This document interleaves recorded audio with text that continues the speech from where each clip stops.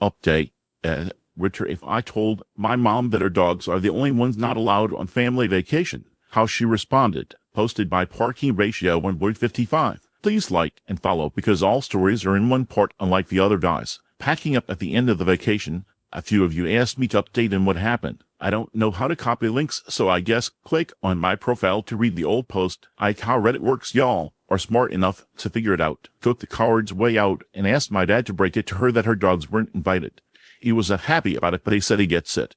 Then they told me some mildly disturbing stuff that he was just letting off. Like they had bought a locked bread box for pastries on the counter that had been chewed to pieces in order to get to the cinnamon rolls inside and showed me a picture of the bottom of their fridge that had been extensively chewed like the dogs were desperately biting and clawing to get inside. He stated he loves the dogs too, but could understand why someone wouldn't want them around during vacation. Dad reported Mom took it well, and the dogs would stay over at their neighbors who they're good friends with. I was relieved. Everyone showed up and started unpacking except my mom, who my dad said was tying things up at the house and she would be by later. Mom didn't show up that night, and I missed her. The next day, Mom did show up, but as many commenters suspected, brought her dogs with her. Tried to play it off as nothing, giving out hugs and smiles, but I was upset. I also tried to play it cool, but I told her that her dogs were not to enter the cabin and that they could not stay the night. She waved me off. You're okay, I get it. It was fine for a few hours, but then I noticed some dirty napkins were floating around in the breeze. I discovered that the garbage bag we had tied to the picnic table had the bottom ripped out and paper plates had been shredded and licked clean. I cleaned up the mess furious and confronted my mother and told her this is exactly why her dogs weren't invited. My mom tried to blame my sister's dog